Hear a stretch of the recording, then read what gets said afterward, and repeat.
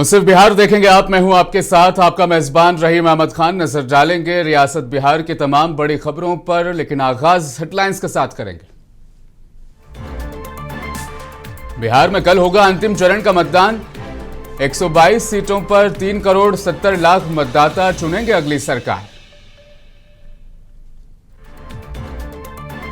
EVM VVPAT की रवानगी और डिस्पैच का सिलसिला आखिरी दौर में। हिफाजत के लिए किए गए पुख्ता इंतजाम। कल बिहार करेगा वोट।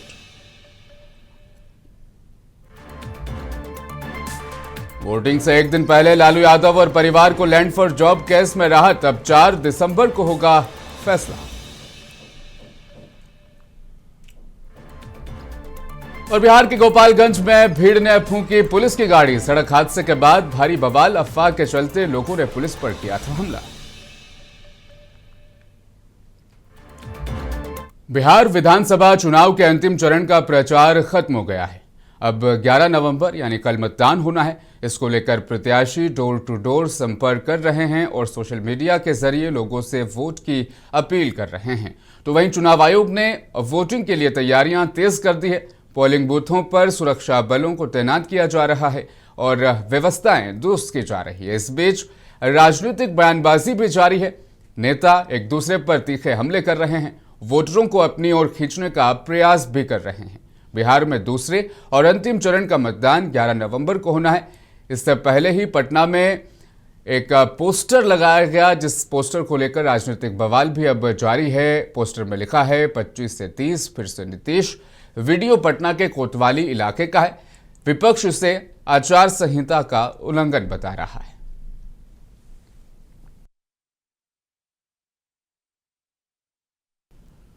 बिहार विधानसभा चुनाव 2025 अपने सबसे महत्वपूर्ण पड़ाव पर पहुंच गया है। कल यानी 11 नवंबर को राज्य में दूसरे और सेकंड फेज का मतदान होगा, जिसके बाद 243 विधानसभा सीटों पर वोटिंग की जो प्रक्रिया है वो मुकम्मल हो जाएगी। पहले फेज में 65% के भारी मतदान के बाद अब दूसरे चरण में भी बम्पर वोटिंग की उम्मीद जताई जा रही है। दूसरे चरण में 20 जिलों की 122 विधानसभा सीटों पर कल वोट डाले जाएंगे। सुबह 7 बजे से वोटिंग का सिलसिला शुरू हो जाएगा। सभी सीटों के लिए वोटिंग की गिनती 14 नवंबर को होगी।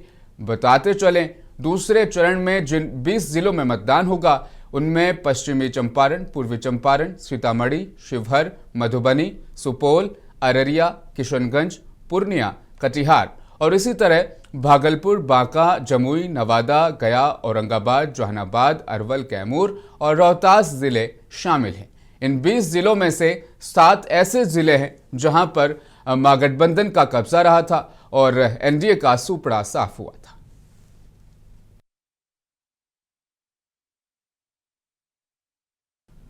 और अब तस्वीरें आपको दिखाएंगे भागलपुर जिले की, जहां पर विधानसभा चुनाव के सेकंड फेज में भागलपुर जिले की 7 विधानसभा सीटों पर कल वोटिंग होगी। इन 7 विधानसभा सीटों पर कुल मिलाकर 82 उम्मीदवार चुनावी मैदान में हैं।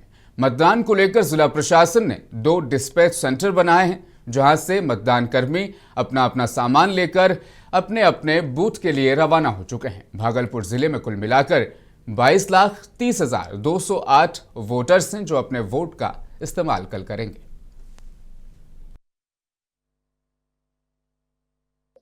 अभी यहाँ पे पोलिंग पार्टी है, उनके साथ प्रतिदिन सीएपीएफ की ब्रीफिंग की गई है और उनके द्वारा ईवीएम रिसीव करके संबंधित बूथ पे प्रस्थान किया जा रहा है।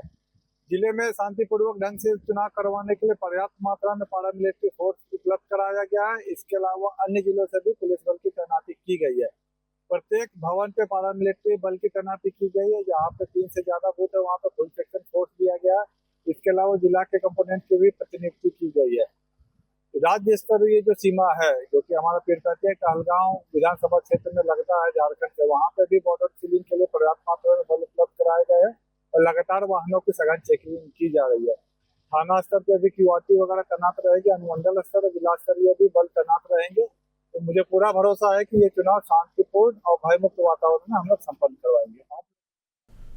तुम्हें अब तस्वीरें दिखाएंगे सीमांचल के सबसे खास और महत्वपूर्ण जिला किशनगंज की, जहां पर विधानसभा चुनाव को लेकर पोलिंग एजेंट अपने अपने बूथ पर रवाना हो चुके हैं। पुलिस अधीक्षक है यहां पर सागर कुमार। उन्होंने बाजार समिति में वाकई ईवीएम डिस्पैच सेंटर का जायजा लिया। मौके पर मौजूद अफसरान को अहम हिदायतें भी जारी की। जिला पदाधिकारी विशाल राज ने जिले के लोगों से वोटर्स से मतदान करने की अपील करते हुए कहा कि मतदान कर्मी मतदान सामग्री लेकर अपने स्थल के लिए रवाना हो रहे हैं। लोगों से अपील करता हूं, पहले मतदान उसके बाद जलपान। किसी तरह की कोई कठिनाई तकलीफ लोगों को पेश ना आए, इसके लिए जरूरी हिदायत जारी कर दी गई है। वहीं पुलिस अधीक्षक सागर कुमार ने कहा कि सभी मतदान केंद्रों पर पैरा मिलिट्री फोर्स के साथ साथ पुलिस बल की तैनाती भी की गई है। भारत निर्वाचन आयोग के इंस्ट्रक्शन है उसको 100% हम लोग अनुपालन कर रहे हैं। आप देख रहे हैं यहाँ पर कि जो हम लोगों के पोलिंग करने के लिए जो टीम है सभी सुरक्षा के बलों के साथ यहाँ से रवाना हो रही है और आज सही समय पर अपने अपने मतदान केंद्र जो उनका गंतव्य स्थल है वहाँ पर पहुँच जाएंगे और कल ससमय मतदान प्रारंभ करेंगे। हमारे किशनगंज जिले के सभी मतदाता हैं, योग्य मतदाता हैं, उन सभी मैं अपील करना चाहता हूँ कि कल अपने मताधिकार का प्रयोग अवश्य करें। ये आपका केवल अधिकार ही नहीं बल्कि हम लोगों की जिम्मेदारी भी है। अधिक जो क्रिटिकल पोलिंग स्टेशंस हैं जिनको हम लोगों ने मैप किया है और उसकी सूची जो है हम लोगों ने CAPF को दे दिया है और विशेष निगरानी उन पर रहेगी। वेबकास्टिंग के माध्यम से भी हम लोग उन पर विशेष नजर। कुछ लोगों को जिला बदल भी किया है। बिल्कुल 60 से अधिक लोग हैं इनको की जिला बदल की कार्रवाई की गई है। बहुत के जिले में जितने भी मतदान केंद्र हैं उन सभी मतदान केंद्रों पर CAPF की पर्याप्त संख्या में तैनाती की गई है। आज बाजार समिति के प्रांगण से जो EVM को ले जाने वाली टीम है वो पर्याप्त सुरक्षा के साथ जो पोलिंग बूथ्स है उस पर जा रही है और कल सुबह से जैसा कि आप लोग अवगत हैं कि मतदान का दिवस है तो भारी संख्या में हमारी अपील है कि लोग आकर के अपना मत का अधिकार।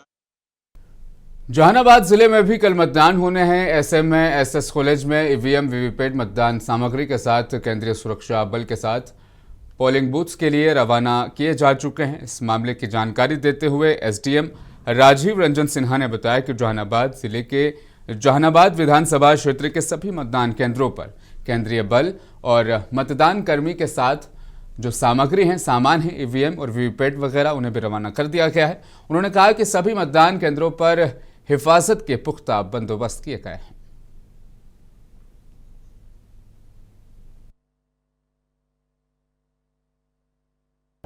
बिहार विधानसभा चुनाव 2025 के अवसर पे आज जहानाबाद विधानसभा में का जो डिस्पैच स्थल है SS कॉलेज, वहाँ से सभी EVM का जो पोलिंग पार्टी होते हैं उनको सभी को EVM और स्पेशल पैकेट और पुलिस फोर्स के साथ में उनको जो स्थान है उसके लिए हम लोग डिस्पैच कर रहे हैं। हम लोग मतदान की प्रक्रिया को कल जो है मॉर्निंग में 7 बजे से स्टार्ट करेंगे और सभी जहानाबाद के नगरवासियों से अनुरोध है, जहानाबाद जिला के सभी जिलावासियों से भी, कि वो लोग आए कल आकर के अपना मतदान करें और इस मतदान को सक्सेसफुल बनाएं। सुरक्षा के लिए हम लोग हर बूथ पे जो सेंट्रल फोर्सेस हैं उनका डिप्यूटेशन किया गया है हर लोकेशन पे।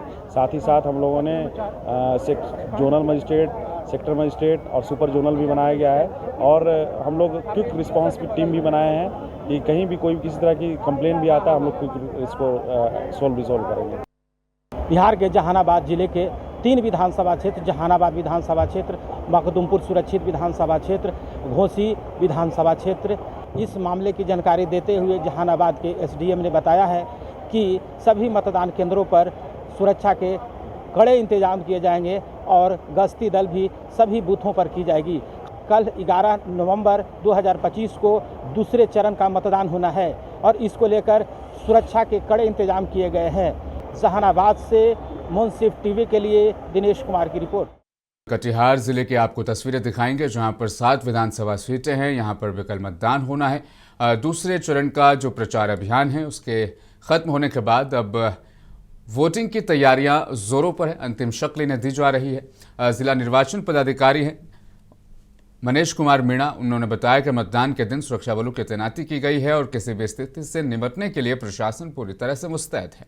उन्होंने मतदाताओं से अपील की कि वह निर्भय होकर, बेखौफ होकर पोलिंग बूथ पर पहुंचे और अपने वोट का इस्तेमाल करें। DM ने कहा कि हर एक वोट डेमोक्रेसी को, जमहूरियत को मजबूत करता है, इसलिए सभी लोग मतदान के इस फेस्टिवल में, त्योहार में बढ़ चढ़ कर हिस्सा लें।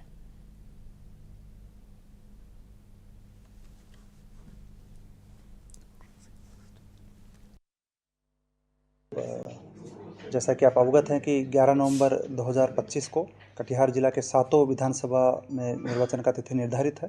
तो सभी मतदाताओं से हम लोग अपील करना चाहेंगे कि सभी लोग अपने घरों से निकलें और 100% मतदान में अपना भागीदारी सुनिश्चित करें। साथ ही जैसा कि आप लोग अवगत हैं कि आज 9 नवंबर को शाम को 6 बजे से जो कि 48 घंटे का साइलेंस पीरियड का समय शुरू हो जाता है, सभी प्रकार की प्रचार गतिविधियों को अभी पूरी तरह से विराम लग गया है और सभी राजनीतिक दलों से भी हम लोग इंस्ट्रक्शन उनको भी विभिन्न बैठकों में दे दिए हैं। अभी जितने भी अगले 48 घंटे में प्रचार प्रसार इत्यादि की गतिविधियां हैं पूरी तरह से बंद रहेंगी। जिला में कंट्रोल रूम 24/7 इफेक्टिव है और वहाँ पे किसी प्रकार का शिकायत आदर्श आचार संहिता का वायलेशन का आएगा तो उस पर कड़ी कार्रवाई किया जाएगा। निर्वाचन की तैयारी के बारे में हम सभी लोगों का पूरी तरह से सभी प्रकार का तैयारी हो गया है।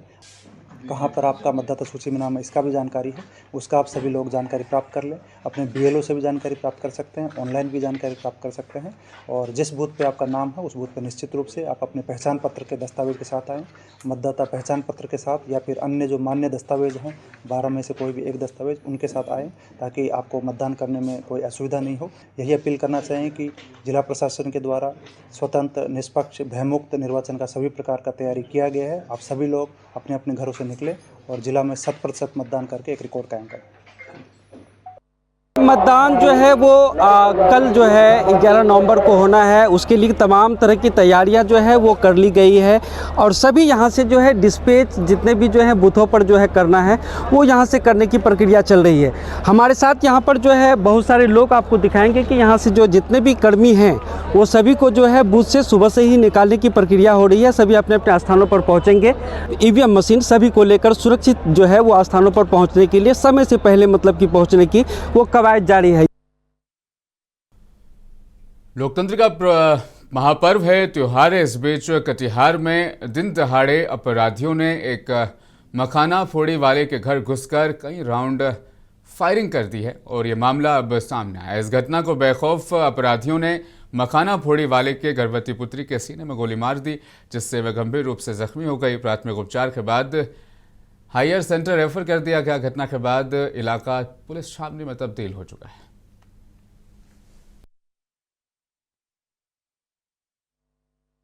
और जिनको गोली लगा उनका क्या नाम बताया? मधु कुमारी। मधु कुमारी आपकी सिस्टर है? जी, कितना उम्र होगा उनका? वही 25 के आसपास में शादी ब्याह हो गया है। सभी यहीं पे थे, यहीं काम नहीं होता है मखाना का काम, तो यहीं थे तो वहाँ चलाना शुरू कर दिया। हम बाहर निकले तो हम बच गए। पहले गौरव झा पहले हम ही पे गोली चला दिया, रंजीत फायरिंग किया, पप्पा बच गया। पप्पा को कोई आदमी उधर से भागा, उधर से भी आया, उधर से। मेरा छोटा भाई है तो हमको फ़ोन किया कि मैंने कि भैया की लड़ाई झगड़ा किससे हो रहा है, तो रंजीत से और संजीत से, जवाहर सिंह का बेटा से लड़ा और गौरव झा सिंह जी सब है। तो क्या बात है, नहीं भैया कि आइए नहीं, तो हम सरपंच साहब को लेकर के अपने घर से लेकर के आए। जैसे आए तो रोड पर दुकान पर रोड पर बस जैसे उतरे हैं, हम गाड़िए पर है, सरपंच साहब उतरे हैं, उसका मोबाइल छीन लिया। क्यों कि क्लियर क्यों छीना मोबाइल? बोला कि नहीं वीडियो कॉलिंग कर रहे हैं। कौन छीना था मोबाइल? कि तुम लोग लड़ाई का झगड़ा क्यों कर रहा है, तो इसलिए में गरागरी के लिए गरागरी मत करो। इतने में जाकर के कि उधर से लेडीज सब आ गया कि पहले आप पहले भतीजी के ले जाइए, गोली मार दिया। कितना गोली चलाया होगा? 5-6 गोली बोला। 5-6 गोली। हाँ। कोई विवाद वगैरह था क्या उनसे? महागठबंधन के सीएम चेहरे और आरजेडी नेता तेजस्वी यादव ने पीएम मोदी पर निशाना साधा। उन्होंने कहा कि प्रधानमंत्री को सम्राट चौधरी, दिलीप जायसवाल, मंगल पांडे का भ्रष्टाचार नजर क्यों नहीं आता। आपने बिहार के दुर्दांत अपराधियों के साथ मंच साझा किया। क्या आप प्रधानमंत्री को उल्लास पांडे, मनोरमा देवी, आनंद मोहन, सुनील पांडे, अनंत सिंह, राजवल्लभ, साधु महात्मा लगते हैं? सृजन घोटाले के मुख्य आरोपी विपिन शर्मा का विशेष पास बनवाकर हवाई अड्डे पर बुलाकर उनकी पीठ प्रधानमंत्री ने क्यों थपथपाई? प्रधानमंत्री जी ने जितना इनको सम्राट चौधरी, दिलीप जायसवाल, मंगल पांडे का भ्रष्टाचार और फर्जीवाड़ा नहीं दिखा, क्या सवाल प्रधानमंत्री जी इन लोगों से किया? नहीं करेंगे ना। सम्राट चौधरी ने क्या क्या किया है भाई, दिलीप जायसवाल जी का क्या क्या है, मंगल पांडे का क्या क्या है, अशोक चौधरी वगैरह लोग छोड़िए, कितना ऐसा लिस्ट हम लोग गिनाएंगे। कोई सवाल तो नहीं करता इन लोगों से प्रधानमंत्री जी। और आपको तो बिहार के दुर्दांत अपराधियों के साथ मंच साझा किया। क्या प्रधानमंत्री की नजर उल्लास पांडे, मनोरमा देवी, आनंद मोहन, सुनील पांडे, राजवल्लभ, अनंत सिंह साधु महात्मा लगते हैं। ये प्रधानमंत्री को बताना चाहिए क्या वो साधु महात्मा है? ये लोग मन साझा कर रहे थे। तो बिहार में दूसरे फेज की वोटिंग से पहले सभी दल अपनी अपनी जीत का दावा कर रहे हैं। इस बीच जनशक्ति जनता दल यानी जेजेडी के महुआ सीट से उम्मीदवार और पार्टी प्रमुख तेज प्रताप यादव ने कहा कि हम जीतेंगे, हमारी पार्टी 10 से 15 सीटें जीतेगी। जब उनसे पूछा गया कि राज्य में सरकार किसकी बनेगी तो उन्होंने कहा कि देखते हैं क्या होता है, 14 नवंबर को पता चल जाएगा, नतीजे 14 तारीख को ही आएंगे।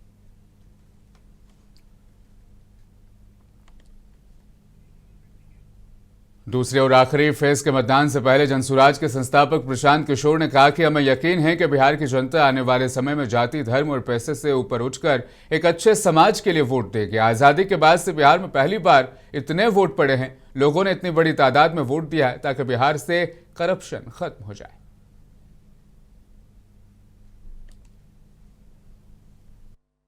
पहली बार आजादी के बाद बिहार के इतिहास में सबसे ज्यादा वोट पड़ा है और ये अपने आप में एक बहुत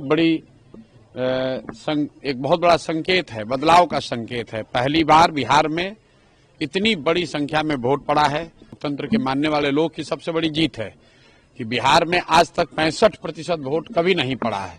तो हम लोग का ऐसा मानना है कि ये 65% वोट बिहार में बदलाव का वोट है।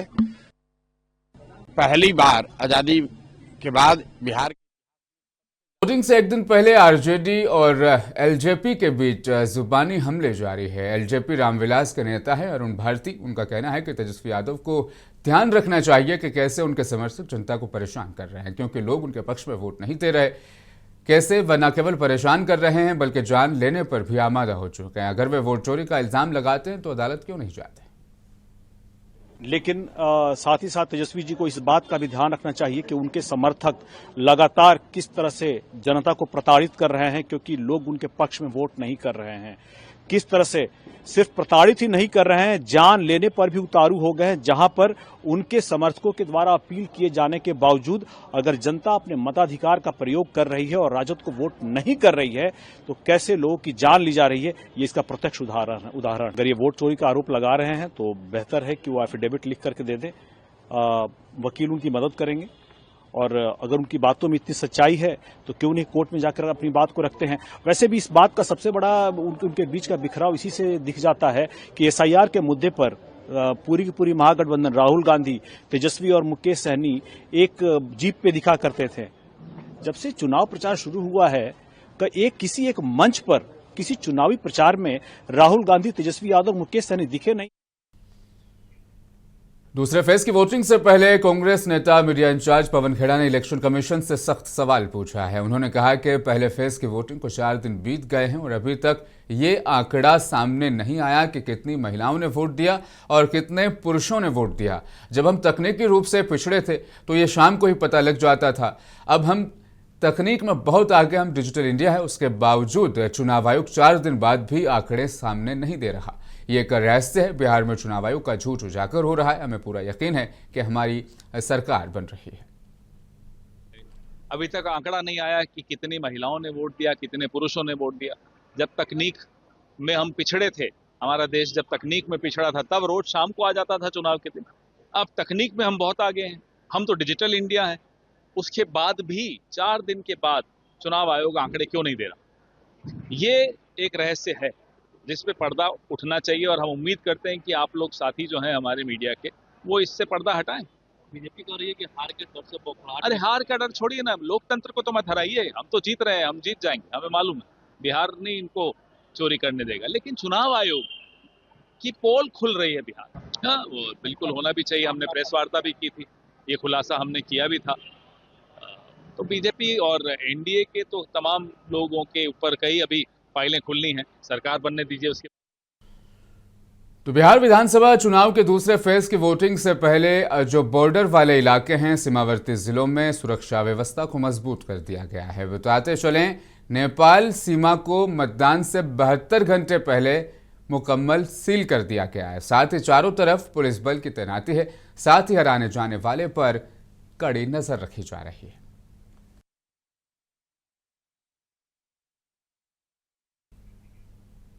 बिहार विधानसभा चुनाव के मतदान से ठीक एक दिन पहले आरजेडी प्रमुख लालू प्रसाद यादव और उनके परिवार को बड़ी राहत मिली है। दरअसल दिल्ली की राउज एवेन्यू कोर्ट ने लैंड फोर्स जॉब यानी जमीन के बदले नौकरी वाले मामले में लालू यादव, राबड़ी देवी, तेजस्वी यादव और मीसा भारती, हेमा यादव समेत तेज प्रताप यादव समेत अन्य आरोपियों पर आरोप तय करने के फैसले को 4 दिसंबर तक के लिए टाल दिया है। दरअसल ये मामला उस घोटाले से जुड़ा है जिसमें इल्जाम है कि रेल मंत्री रहते हुए लालू प्रसाद यादव ने निजी लोगों से जमीन लेकर उन्हें रेलवे में नौकरी दिलाई थी। इस मामले में सीबीआई ने लालू परिवार समेत 100 से ज्यादा लोगों को आरोपी बनाया है। सीबीआई की चार्जशीट के मुताबिक इसमें बड़े पैमाने पर करप्शन हुआ। जांच एजेंसी का दावा है कि जमीन की खरीद के ज्यादातर सौदे नकद में किए गए, कुछ ही डील्स सेल डीड्स दर्ज की गई।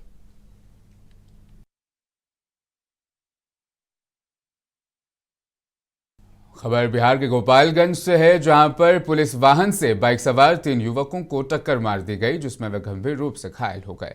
घायलों को सदर अस्पताल में भर्ती कराए जाने के बाद ये अफवाह फैल गई कि इलाज के दौरान तीनों नौजवानों की मौत हो गई है। इस अफवाह के बाद लोग भड़क उठे और सड़क पर जमकर बवाल काटने लगे। घटना नगर थाना इलाके की यादवपुर चौक की बताई जा रही है। आक्रोशित भीड़ ने दंगा करते हुए पुलिस की सरकारी गाड़ी को भी आग के हवाले कर दिया। इतला मिलते ही एसपी, एसडीपीओ समेत कई थाने की पुलिस मौका वारदात पर पहुंची। इस मामले में तीनों लड़के गंभीर रूप से घायल हैं, जिन्हें तत्काल सदर अस्पताल के इमरजेंसी वार्ड में भर्ती कराया गया है। टाउन थाने के यादवपुर मोड़ पे 6:30-7 बजे के बीच में तीन लड़के थे जो अपाची गाड़ी से जा रहे थे और मोनिया चौक से सीआई सदर की गाड़ी, खाली गाड़ी लाइन में पार्किंग के लिए जा रही थी। उसी में एक अपोजिट साइड से स्कॉर्पियो काफ़ी तेज़ रफ्तार में आई और उस स्कॉर्पियो को बचाने के चक्कर में उन तीनों लड़कों का एक्सीडेंट हुआ। तीनों लड़के घायल हुए। तीनों लड़कों को हॉस्पिटल में एडमिट कराया गया और लेकिन यहाँ पर इस तरह का एक रूमर फैला दिया गया कि उनमें से कुछ लोग। मुंसिफ बिहार में आज के लिए फिलहाल बस इतना ही। मुझे दीजिए इजाजत। आप बने रहें मुंसिफ टीवी के साथ।